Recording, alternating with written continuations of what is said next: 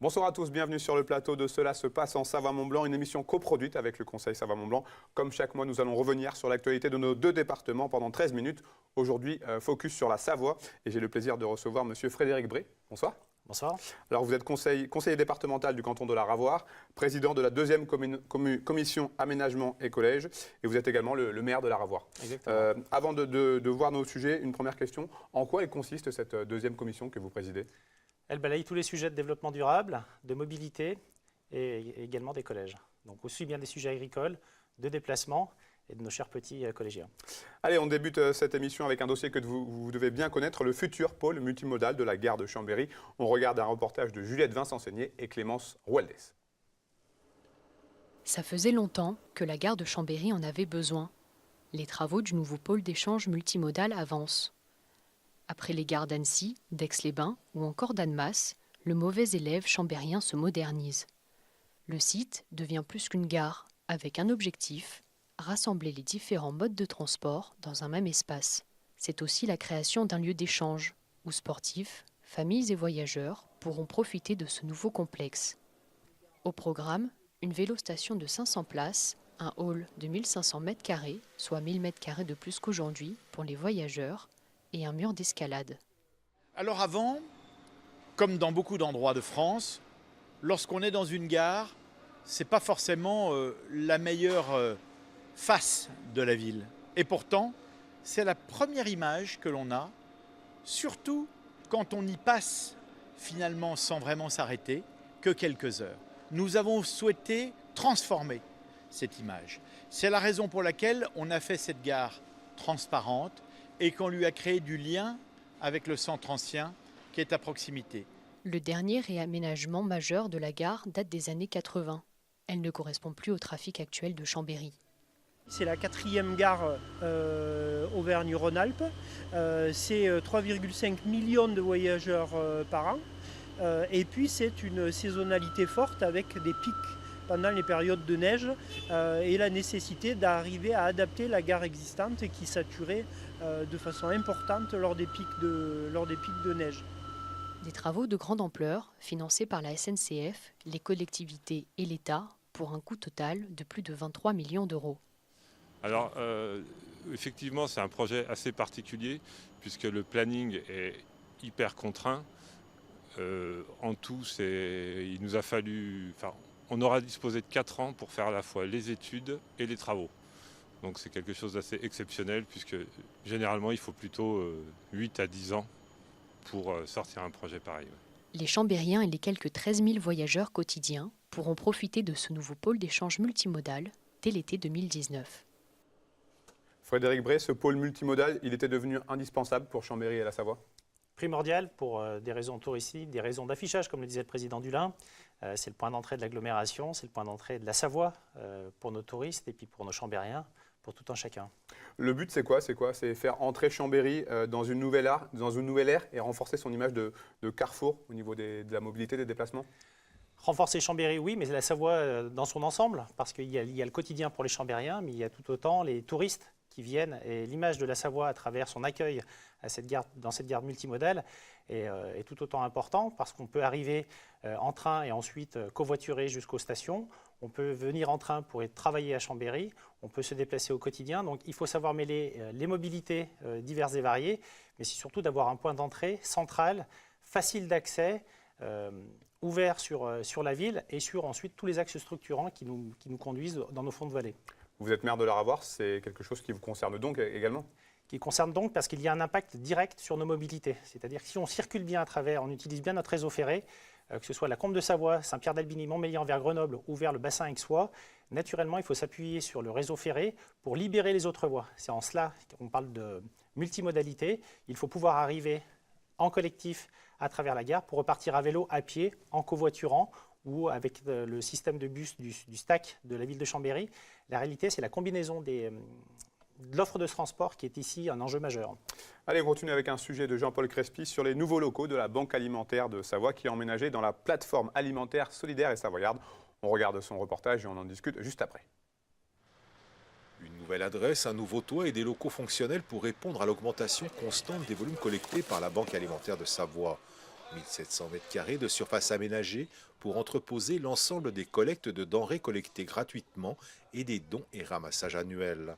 En 2017, l'association a distribué 1327 tonnes de denrées, soit 45 000 équivalents repas distribués par semaine dans toute la Savoie par les 40 associations partenaires et centres communaux d'action sociale qui se chargent de les redistribuer auprès des 12 000 bénéficiaires. Les installations frigorifiques ont été dimensionnées de telle façon que non seulement elles permettent bien sûr la marche en avant, mais aussi qu'elles permettent d'absorber une croissance raisonnable de l'activité. Pour la partie sec, on a 650-700 places de palettes, donc on a une bonne latitude d'augmentation. Simplement, à long terme, on verra bien comment utiliser d'autres emplacements si la croissance devait continuer, hélas. Les bénévoles de la Banque alimentaire sont eux aussi soumis au changement. Oubliez la cassine, chacun doit aujourd'hui trouver ses marques et s'inventer de nouvelles habitudes. La banque alimentaire du XXIe siècle, on était dans les locaux anciens qui dataient du siècle dernier, et là on est parti pour plus de modernité dans notre fonctionnement, mais hélas une continuité dans le service aux bénéficiaires. On se sent chez soi, c'est propre, c'est efficace, donc on est heureux d'être là quand même. Nouvelles habitudes à prendre, effectivement. Les locaux de la Cassine étaient devenus un peu vétustes, c'est vrai, mais aussi on était en sous-capacité aujourd'hui avec le nombre de bénéficiaires qui augmente chaque année. Le nombre de bénévoles, nous sommes maintenant 160 bénévoles, donc nous étions obligés de passer par une phase d'agrandissement de nos locaux, ce qui a été fait, donc des conditions de travail qui sont bien meilleures qu'avant, c'est sûr, sans problème.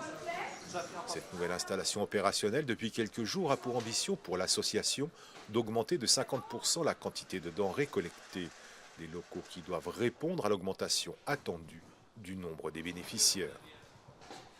Alors cette plateforme, elle regroupe la Banque alimentaire, mais aussi les Restos du Cœur. En quoi c'est important de mutualiser ces deux associations ? Mutualiser, c'est pour être plus efficace, notamment pour encourager les bénévoles dans leur action. Après, même si on peut reconnaître la tristesse d'avoir à le faire, à l'organiser à travers l'association, les carences alimentaires relèvent davantage de la responsabilité de l'État. Mais force est de constater que ces deux associations, Restos du Cœur ou Banque alimentaire, ont trouvé leur juste place. Il était indécent de les laisser dans des vieux locaux.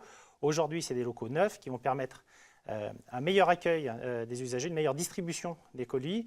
Le département est dans son rôle d'action solidaire et d'encourager ces actions solidaires, même si on peut rêver d'une amélioration de la situation pour tous et de peut-être moins faire appel à la progression de ces demandes autour de l'alimentaire, que ce soit le Resto du Cœur ou la Banque alimentaire. Et parce que justement, ça signifie que malheureusement, il y a encore toujours plus de personnes dans le besoin. Évidemment, c'est pour accompagner cette demande en forte croissance. Alors on accompagne ces partenaires qui sont institutionnalisés, on est dans notre rôle, on le fait correctement avec intelligence puisque la SAS a créé un bâtiment tout neuf, c'est-à-dire qu'en requalifiant le site complet, on a pu offrir une dynamique logistique meilleure, donc plus de distribution, plus donc de bénéficiaires, avec un coût naturel limité.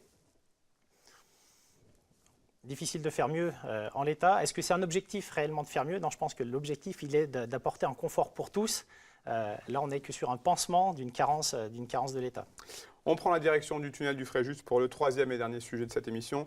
Un exercice de sécurité s'y est déroulé il y a quelques semaines. Reportage de Manel Jaude. Il est un peu plus de minuit quand, à l'approche de la frontière franco-italienne, des coups de feu retentissent. Un scénario fictif, mais souhaité au plus proche des conditions du réel, pour ainsi entraîner tous les services de secours et d'intervention du département. Donc la mission, c'est, outre l'action contre les terroristes, ça va être de sécuriser une zone, d'autoriser les forces concurrentes, en l'occurrence les services du SDIS, à venir sur cette zone pour porter le plus rapidement possible secours aux victimes et aux personnes impliquées dans l'acte terroriste. Donc 86 militaires de la gendarmerie sont engagés, dont 12 de l'antenne GIGN d'Orange, et nous avons également la présence d'officiers du GIGN de Versailles-Satory au titre d'observateurs, et c'est eux-mêmes qui sont à l'origine de l'élaboration du scénario de l'exercice de ce soir. Pendant plus de 2 heures, l'attaque plus vraie que nature aura mobilisé plus de 300 personnes. Un exercice obligatoire selon la loi, mais qu'on a imaginé ici à beaucoup plus grande échelle, pour ainsi mettre en situation toute la chaîne de commandement et jusqu'au centre hospitalier de Saint-Jean-de-Maurienne, en charge de la réception de tous les blessés de cette attaque. Première étape qui va consister à la simulation d'une attaque sur les locaux administratifs du CNRS situé à Modane, avec une première intervention des gendarmes qui visera à neutraliser la menace sur ce site. Dans un même temps, pour simuler et rendre la chose plus complexe, faire un attentat multisite, puisque dans un même temps, une autre équipe de terroristes va se présenter à la barrière de péage pour y commettre des exactions et prendre la fuite dans le tunnel. Donc tout ça pour amener les forces aussi bien d'intervention que de secours, de se coordonner pour faire face à ce type de situation. Après l'attaque de la gare de péage de Modane, l'exercice s'est donc poursuivi une partie de la nuit côté italien, avec la mise en scène d'un accident de véhicule léger voulant évacuer le tunnel en faisant demi-tour, renforçant ainsi encore un peu plus la réalité du scénario proposé ce jeudi soir. C'est forcément un scénario catastrophe redouté. Oui, on peut que le craindre, mais il faut s'y préparer. Et c'était l'objectif de l'exercice. Alors, ça reste malgré tout un exercice. On sait que la réalité ne se passe pas forcément comme prévu, mais pourtant, ce type d'exercice, il a tout à fait lieu d'être. Il a lieu d'être parce qu'hélas, on a, non pas avec régularité, mais on a quand même été victime d'attentats divers et variés. Il faut se préparer à tout. Pour autant, il ne faut pas le souhaiter. L'essentiel, c'est d'être prêt pour le jour où ça arrive. On envisage tous les cas de figure, l'incendie, l'attaque terroriste, les équipes sont prêtes, mais ce que je voulais souligner dans le reportage, c'est la collaboration avec l'Italie qui est nécessaire, vitale, j'ai envie de dire, quel que soit le risque, pour partager les bons réflexes, les bonnes pratiques en matière d'urgence. Merci beaucoup Frédéric Bray de m'avoir accompagné, d'avoir répondu à mes questions durant cette émission. Merci à toute l'équipe présente en régie. Prochain rendez-vous avec Cela se passe en Savoie-Mont-Blanc le 27 décembre prochain, juste après Noël, pour un numéro consacré à la Haute-Savoie. À très bientôt sur nos antennes. Au revoir.